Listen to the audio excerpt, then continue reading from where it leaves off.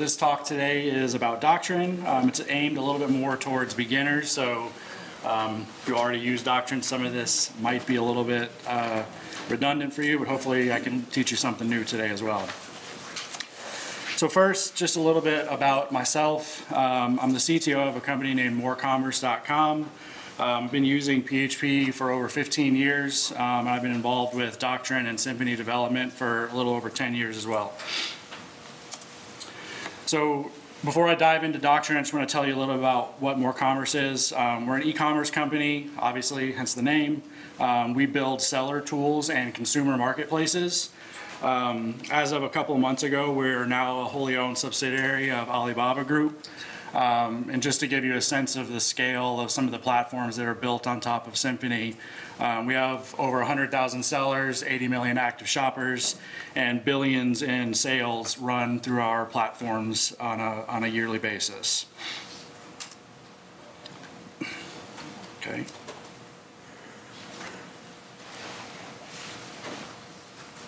Hold on one second. All right. So what is Doctrine? Originally, Doctrine started in 2006, and it really was just an object relational mapper. And over the years, individual components, much like Symfony, have arisen. And we've extracted those components and made them available standalone. And really, Doctrine has become more than just an ORM, and it's become a collection of high-quality PHP packages, primarily focused on databases and persistence, but more and more we're starting to offer other libraries and other packages that aren't necessarily just for databases. All right, so we're going to actually do a demonstration here where we actually use a Symfony Flex app and just give you an introduction on how to actually get started using Doctrine. So first, we need to create a new project using Composer. We'll call it Doctrine for Beginners. So once you have that created, just change into that folder. If you're not using Symfony Flex, I highly recommend it. It really makes using Symfony quite pleasant. So to get started using Doctrine, we need to install the ORM pack. And again, with Composer required and Symfony ORM pack, it makes it quite easy. And then we're also going to need to install the MakerBundle. Thanks to the great Ryan Weaver right here in front.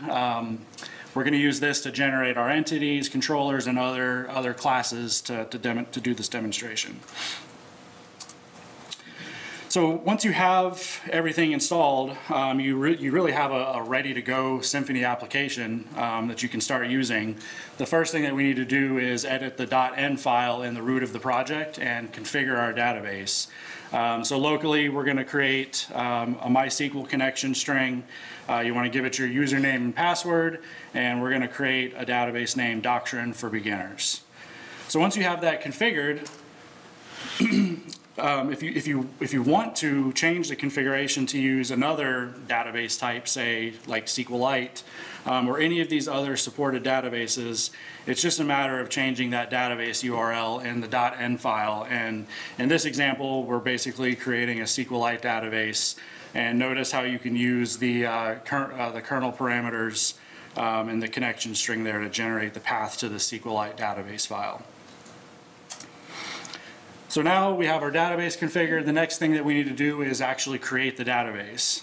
So there is a console command that does that for you. So no matter if you're using MySQL or SQLite or Postgres, that command knows how to create the database with the platform-specific SQL. Man, something's going on with my computer.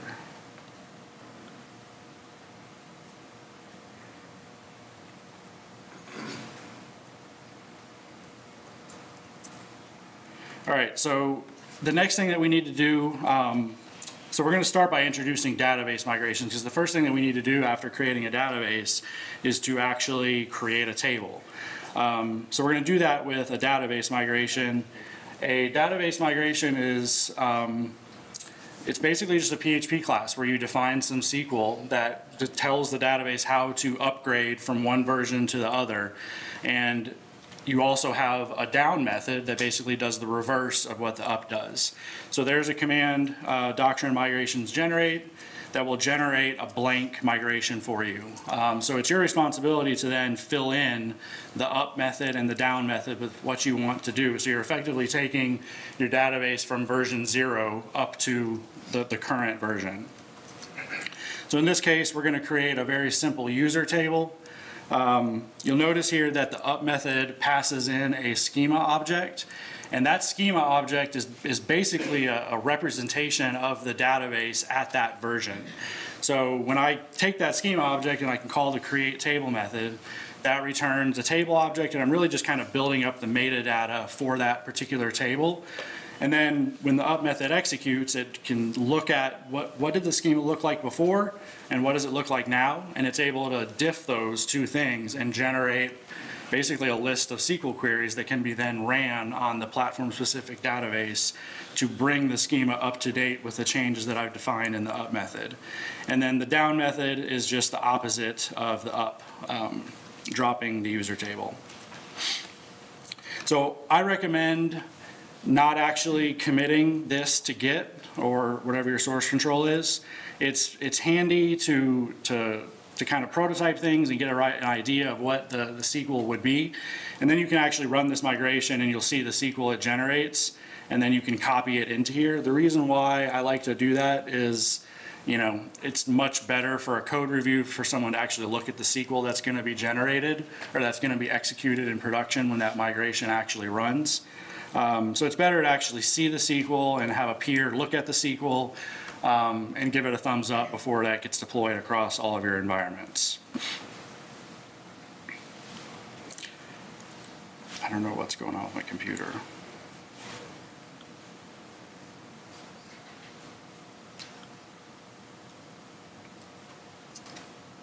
All right. So now that you have that migration generated and you've written custom SQL, you can run the Doctrine migrations migrate command, which basically looks at what's the current version of the database. It's 0 right now. And we've generated a new migration that has a timestamp. So we're going to go from version 0 to this timestamp. So you can see that it executes that one SQL query with the create table user statement. And then similarly, if you wanted to revert the migration, you can just run the same command and you can give it an alias of previous to basically just roll back to the previous version. All right, so now that we have a database created, we have a table created, we need a controller or some kind of just an area to kind of play around and write some code that interacts with that table and insert some data and make some reads. So again, MakerBundle, really convenient. It can generate a skeleton controller for you so you don't have to write all that boilerplate code.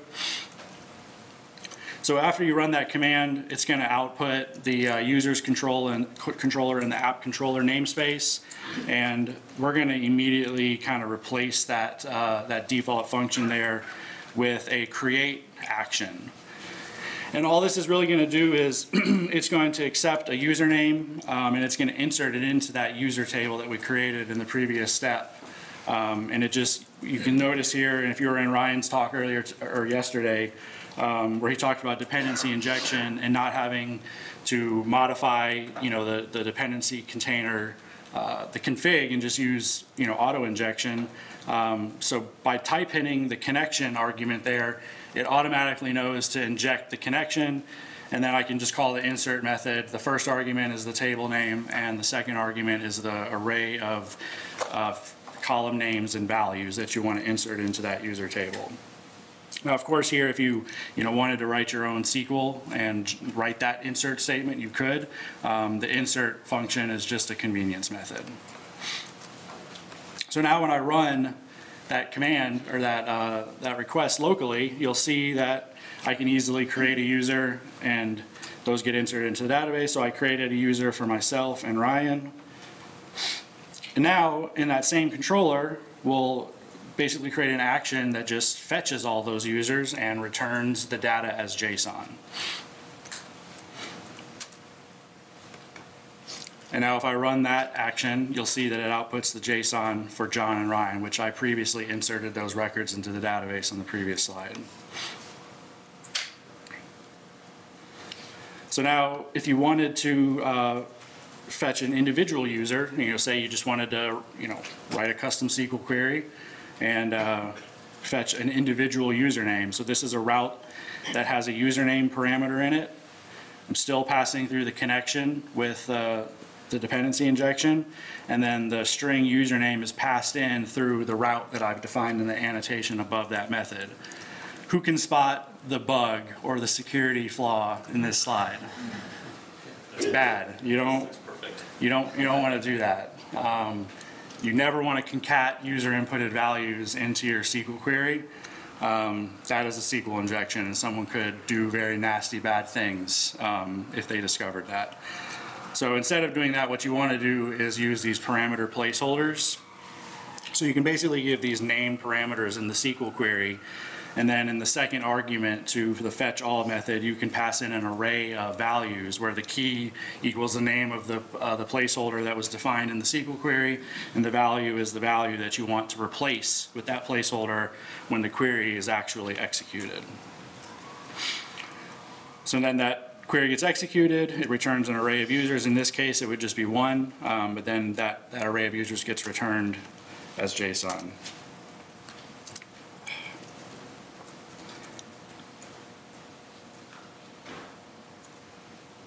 All right, so, we've kind of showed here how you can use Doctrine without actually using the ORM. A lot of people, the history of Doctrine obviously has just been an ORM, so people only think of the ORM when they think of Doctrine. So you can use the dball, and you can use just arrays of data. You could actually build your own mapper in theory and not use the ORM and just use the dball directly. So the previous slides were showing how you do that with the dball, and now say, a couple months later in your project, you actually want to introduce the ORM and start accessing the data for your user table with an object instead of just passing around an array of data. So again, the MakerBundle makes this super easy. So you can use the make entity command to basically generate a new entity called user. So when you run this command, it's an interactive command, and it basically asks you a bunch of questions. What the name of the class is, what properties you want on it, what are the types of the properties, what's the length of the property.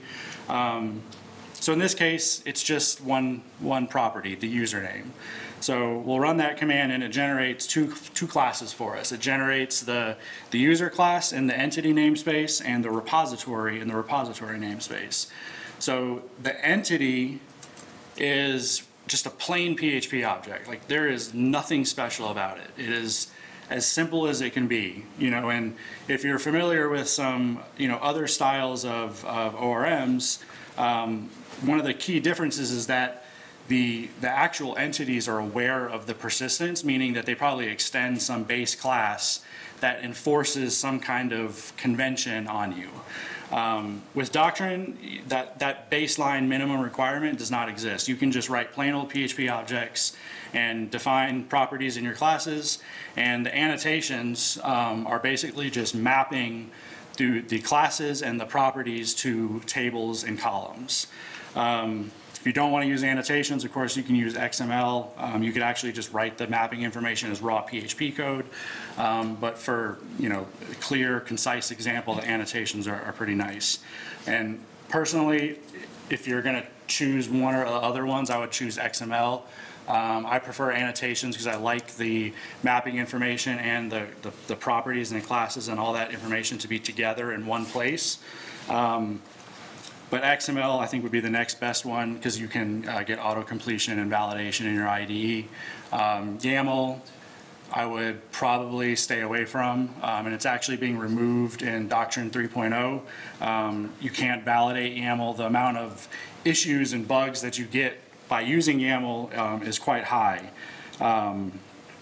There are also tools that will convert your mapping information between annotations and XML or YAML to XML. So if you are using YAML today, there is a way to convert it to annotations or convert it to XML.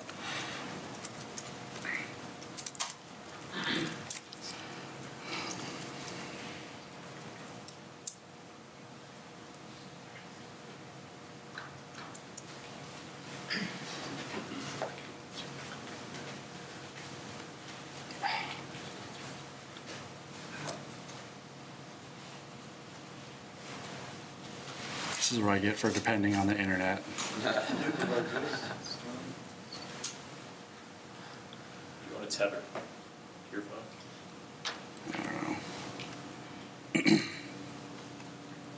Hopefully it doesn't do it too much more. I apologize. Let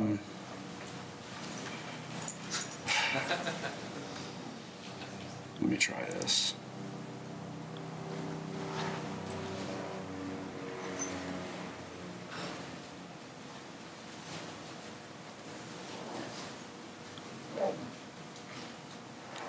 Yeah, do you think I can tether to someone's phone? Yeah. Banana.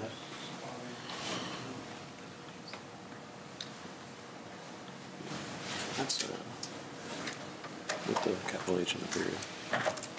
Oh, sure, that's fine. What is it? I just gave it to you. Oh, yeah.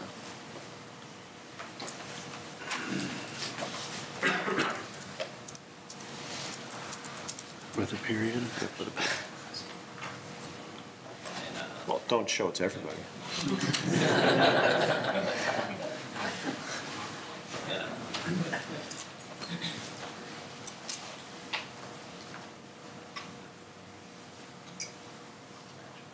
It's good. Probably just reload.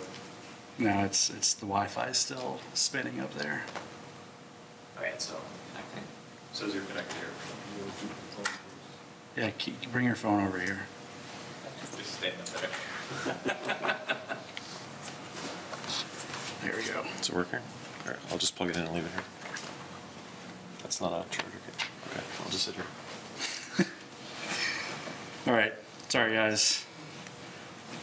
All right, so now that we have that entity created, we can actually start using it. So if you remember in the previous slide, I had a create action and I was creating a user by directly inserting the data into the database. So now we're actually going to populate that user object with the username. And again, this is just a plain old PHP object. At this point, when I do the new user, it calls set username. That's not really anything specific to Doctrine. It's just plain PHP.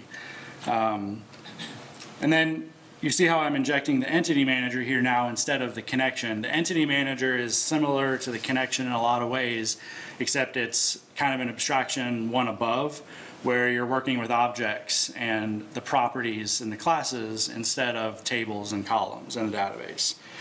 So the persist method accepts a mapped object, and all it's really doing, it's basically just telling Doctrine to say, hey, I want you to pay attention to this object and I want you to track it.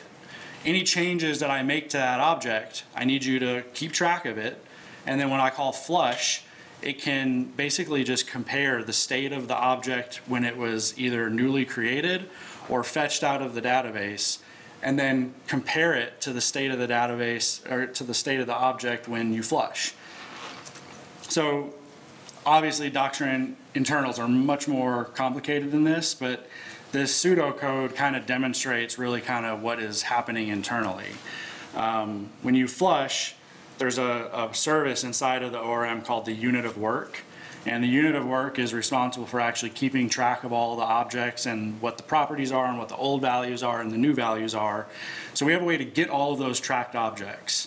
And then we can loop over all those tracked objects and I can say, okay, what were the old values? What were the new values? What are the new values for this object? And I can pass those two arrays of old values and new values and calculate a change set.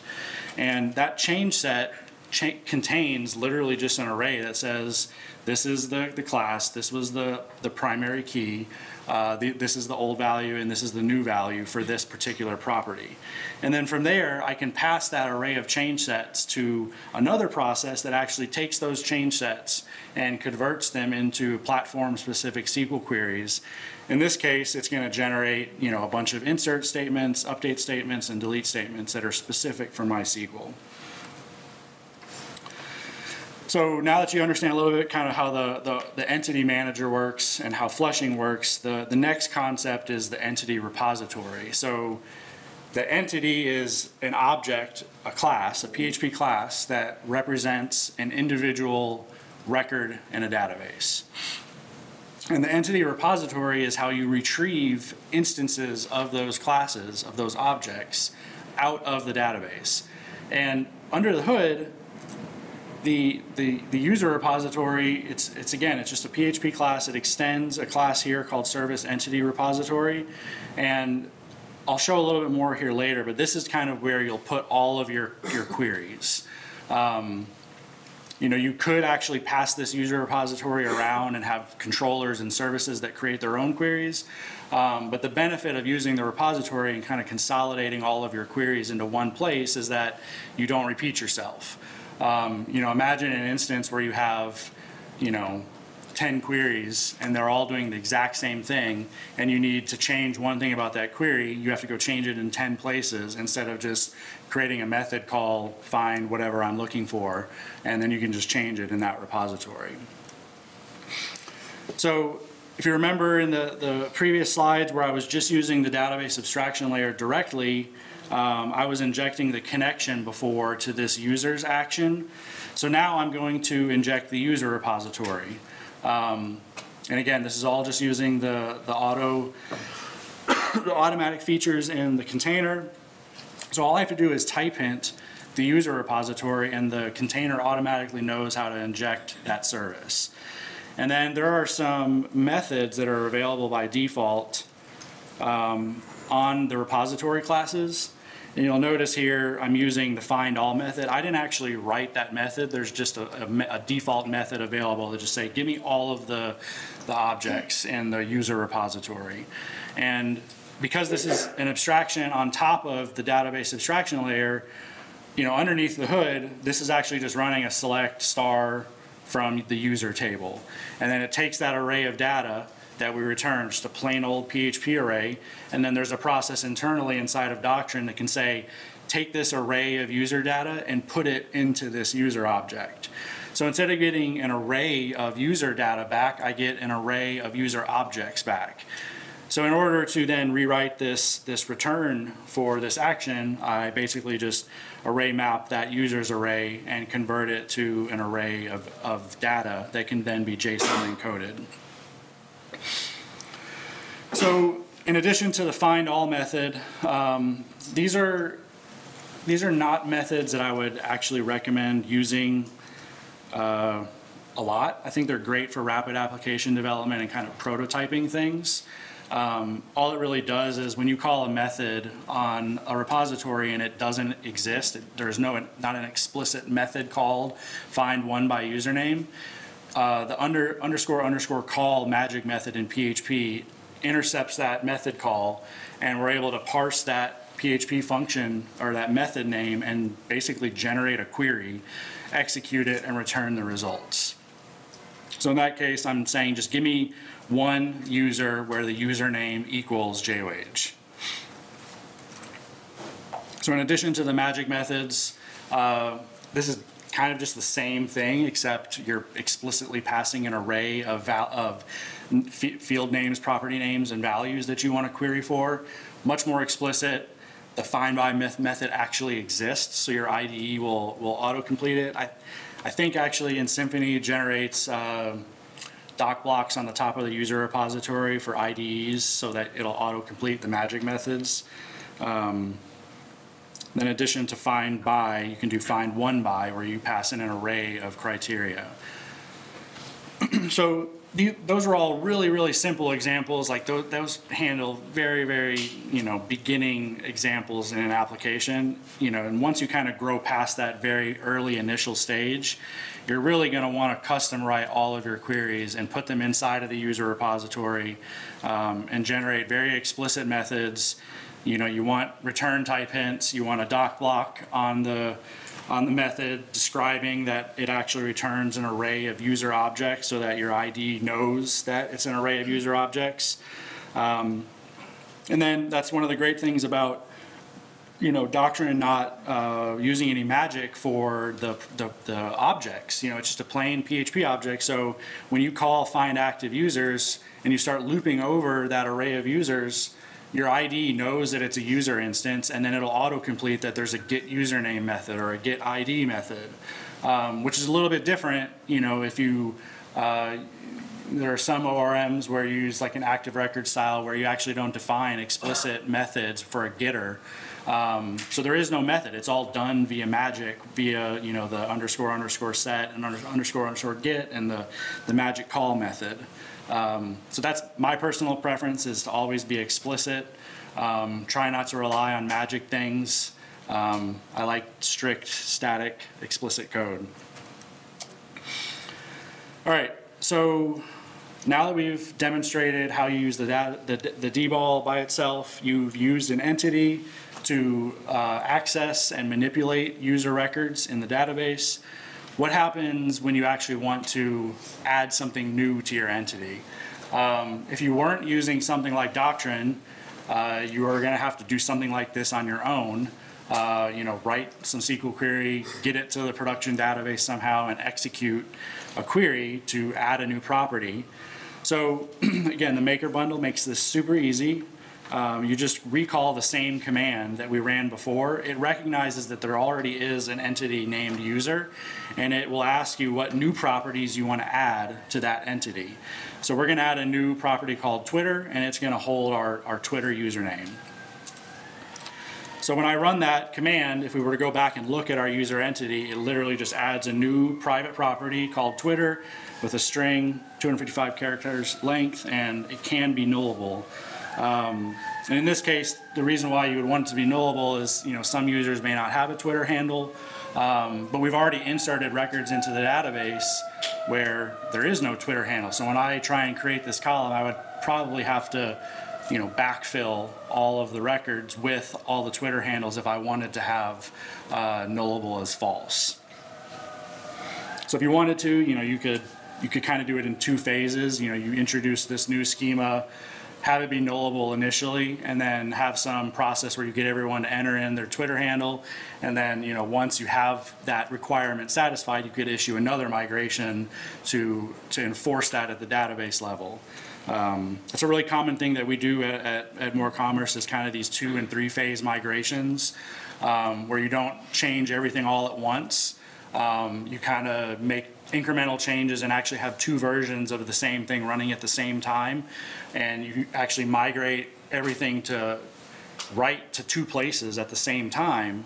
And then once the new version is migrated and everything's backfilled, then you can make your application code stop writing to the old place, and then you can actually remove all the old code and then actually drop the old data from the database. It's good for a lot of reasons. It's a good safety net because you can verify that the new functionality works before you actually depend on it. If you did it all at once and you deleted all that data from the database and there's a bug in the feature, it's really hard to go back. So doing the 2- and 3-phase migration approaches is definitely the way to go.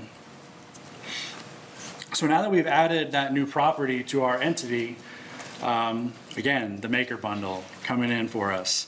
You can run the make migration command, and again, this is really interesting in how it works, is that Doctrine knows what the state of the schema is, and it's able to actually compare the schema according to MySQL to what the schema is according to the ORM.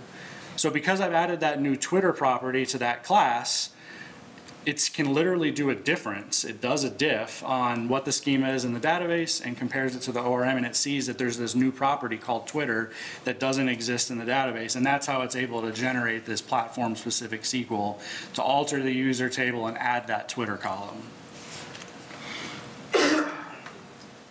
So just run the Doctrine migrations migrate command, and you'll see that it executes the alter table statement to add the Twitter column. All right, so now that we've got this new column, we want to actually start populating users' Twitter handles. So we're going to create a new update action in our controller that injects the user repository, it injects the entity manager, and it injects the current request. So the user repository is needed to fetch an existing object out of the database. So we're going to use that magic method that we saw earlier to say, I want to find one by username where username equals the username that's passed through in the route that's defined in the annotation. And then we're going to get the username and the Twitter from the request body and call and pass those to the user setters. And then when I call flush, what I was talking about before, because I fetched that object out of the repository, Doctrine knows about that object. It knows what the state of that object was when I fetched it out of the repository. So it's almost like I have two states of the object. I got the original state and the new state. And then when I call flush, it says, okay, what was the old value of the username? What's the new value of the username? What's the old value of the Twitter field? What's the new value of the Twitter field? It generates those change sets, and then it generates an update statement for all the things that have changed. So if nothing has changed here, nothing actually happens. So that's one good reason. That's one reason why it's good. But also different databases have different ways to optimize updates to the database. So by deferring the update of the changes that I've made to my object graph, Doctrine can do intelligent things to optimize the way it persists those changes to the database. So an example might be, say I updated 5 users and I changed, I set active to true on 5 users. In theory, it's possible for Doctrine to actually do one update statement where it says set active equals 1 where ID is in this array of IDs instead of doing 5 separate update statements.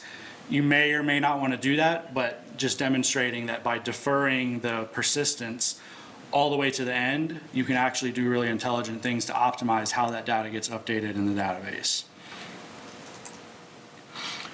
So now when I run that curl command and update Ryan's Twitter handle to Weaver Ryan, it'll update it in the database and we'll see it reflected. So now we want to update that user's action to add the Twitter property to the array of data that we return. So now when I run that command, you'll see I don't have a Twitter handle in there, but Ryan does.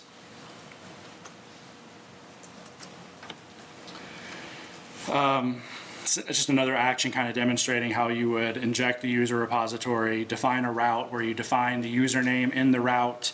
I fetch it with the find one by username magic method, and then generate an array that gets passed to the JSON method to generate that JSON. And that's what it looks like with Ryan's Twitter handle there. All right, so that's kind of the end of like showing how it all works inside of the Symfony Flex. And I'll kind of just quickly show a little bit of the more advanced features. And the reason why I kind of want to show this is because like this is how migrations and how the underlying ORM actually work to understand what the schema is. So on the connection object, which is just the database abstraction layer, there's a method called get schema manager. And Schema Manager is basically just a service that allows me to read things about the database, my schema, and write things, basically execute DDL statements. So in this case, I'm calling a method on the Schema Manager called list tables. Because Doctrine is a database platform abstraction layer, when I call list tables, because I'm using MySQL, it actually generates the SQL that's required in order to write that query and return the array of data that's needed to populate this standardized PHP API where I can then loop over those tables, get the table name. I can pass the table name to another method on the Schema Manager called list table columns, and it returns an array of column objects. And then I can loop over those columns and get the column name, and I just basically build up an array of data that shows you what the schema looks like after we've made these changes to the database. So you'd expect when I run this, we'd only have one table. But you see here we have this migration versions table. When we run our migrations, it automatically created this table for us. And what it's doing is it basically just keeps track of what the current version of the database is. And that's how Doctrine knows that, okay, if I'm at version 1 and the latest version available is 2, it's going to go up from 1 to 2. And then once it's done migrating, it sets the current version, it inserts a record into that log, and then that's how we know that, okay, now the current version is at 2. And then, of course, the user table there with the 3 columns that we've created so far. So transactions. People, I think a lot of times don't really think about writing explicit transactions in applications. A large percentage of applications, aren't really dealing with a lot of concurrency, and they're, very small amount of users. But there are cases when you do want to use a transaction to ensure that you have high data integrity. I like to call it all or nothing. It basically just means that if I have a bunch of updates that I want to make to the database and say I'm halfway through that process and something fails, if I didn't use a transaction around all of those update statements, I could in theory have my database in like an in-between state. And that would be bad, because I need all of those updates to be executed all successfully, or if any of them fails, I want to roll it all back. So this would be an example, where I write some plain old SQL query. I'll update the Twitter handle. I may, making up something. I may make some API calls. I may open up a file on the disk or something, and say it runs into an error, and it depends on all of those changes being complete in order for it to be correct.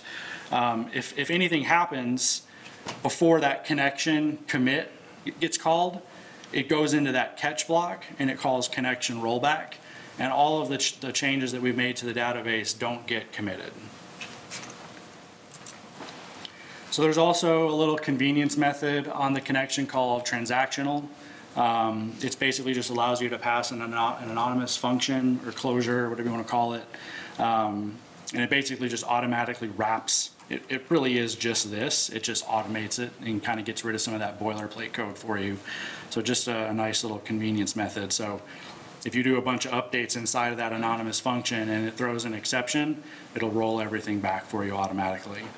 And when you're actually using the entity manager and you call flush, there's actually an implicit transaction that wraps all of the updates.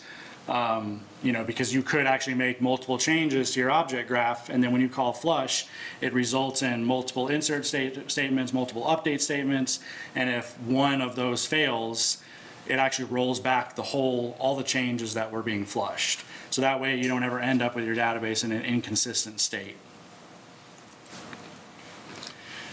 All right, so DQL, Doctrine Query Language. So what is it? DQL, it's really just a query language. It's very, very similar to SQL. The main difference is that, with SQL, you're thinking in terms of your tables and your columns. With DQL, you're thinking in terms of objects and the properties on those objects. And the DQL is parsed. It's an actual language. It has a real parser. It has an EBNF grammar. That grammar is used to parse that SQL query and basically explode it into a bunch of individual parts into an AST, an abstract syntax tree.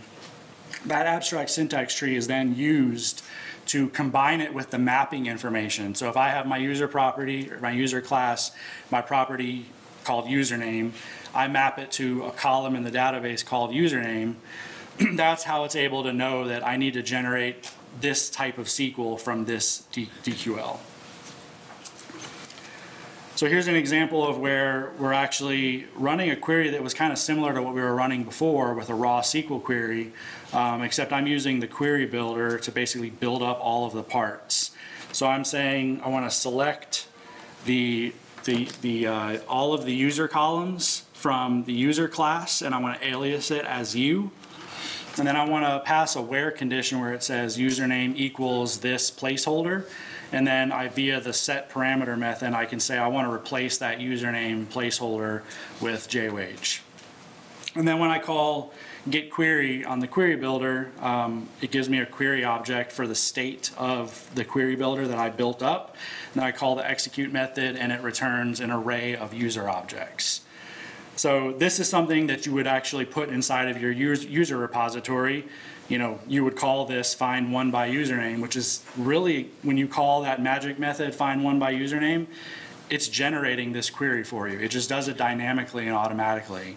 So you can basically just replace that method with this, and you get really kind of the same thing.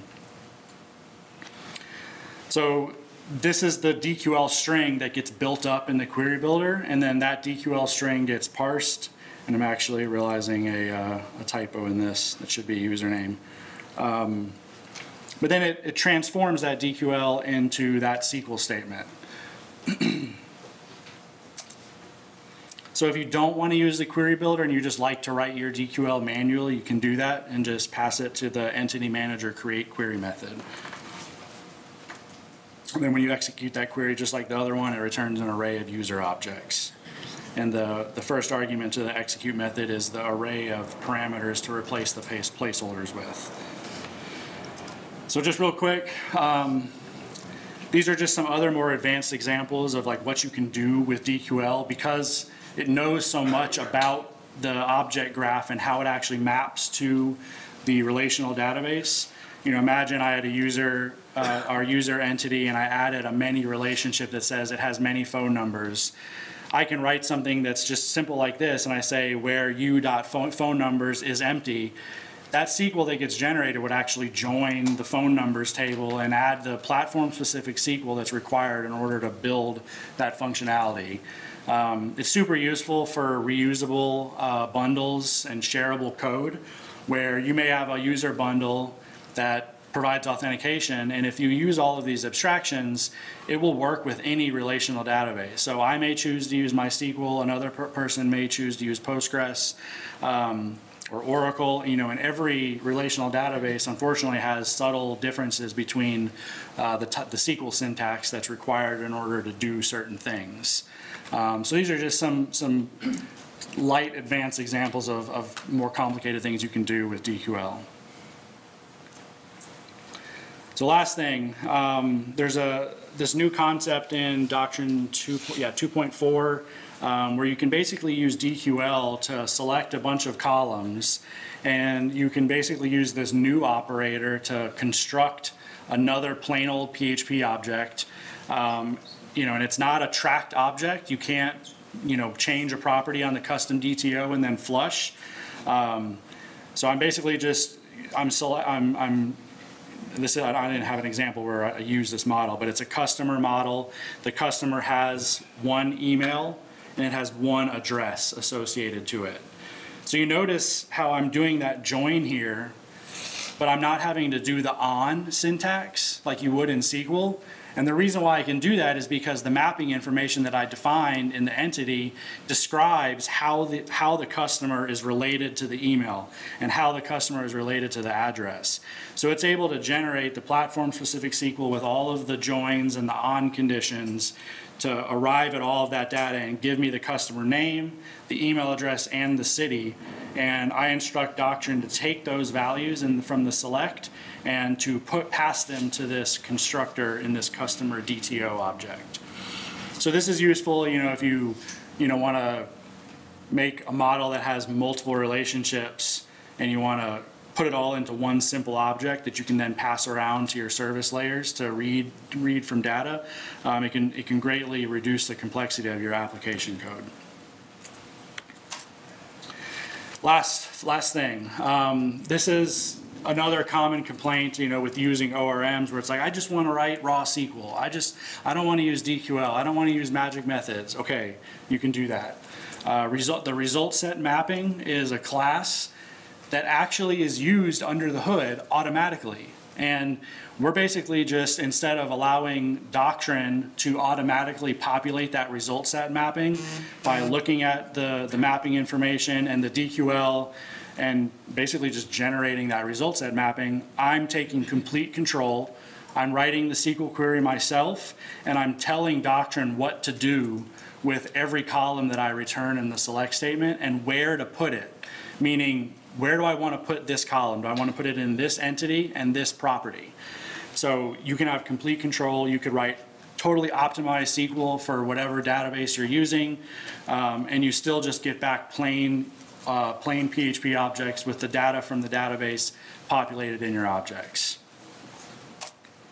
That's it. Any questions?